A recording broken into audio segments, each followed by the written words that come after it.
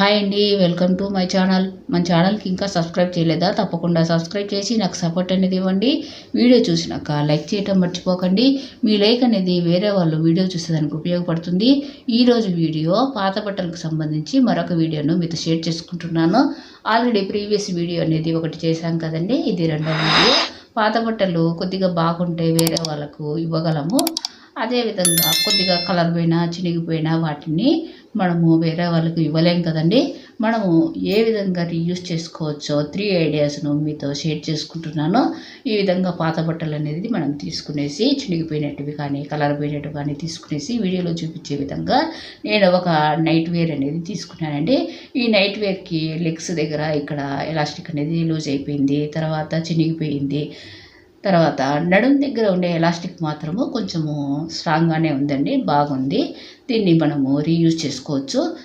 కత్తెర తీసుకునేసి వీడియోలో చూపించిన విధంగా నీట్గా కట్ చేసుకోవాలండి.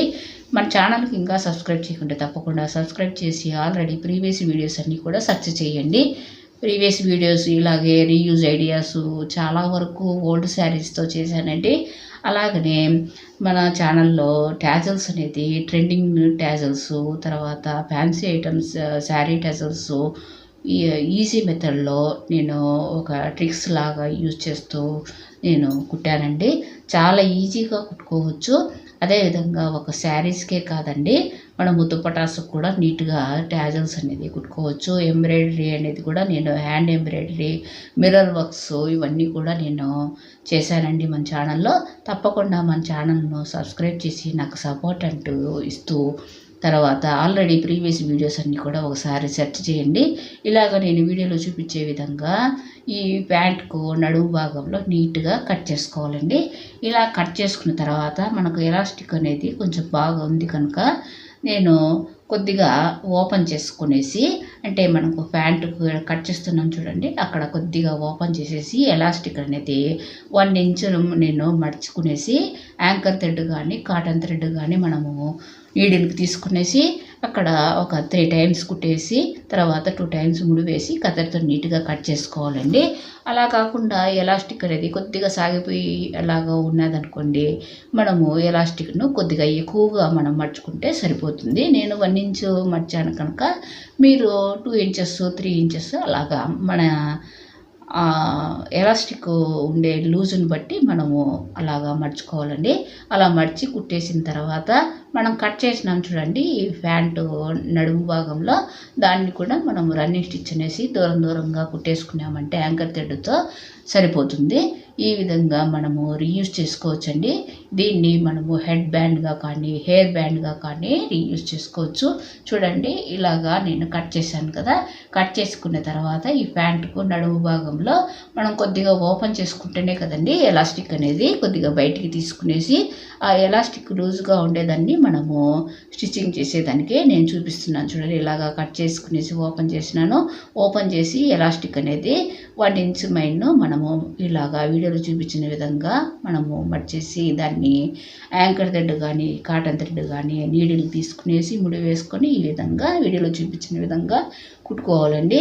ఇలాగా మనము కలర్ పోయినట్టు కానీ చినిగిపోయినట్టు కానీ ఈ విధంగా మనము రీయూజ్ చేసుకోవచ్చు. ఎన్ని రోజులు కావాలంటే అన్ని రోజులు వాడుకునేసి మళ్ళీ పడేసినా కూడా సరిపోతుందండి. ఇలాగా యూజ్ చేయొచ్చు అనేసి నా ఐడియా. ఈ ఐడియాస్ మీకు నచ్చుతాయి అనుకుంటున్నాను. తప్పకుండా రీయూజ్ చేసుకోండి.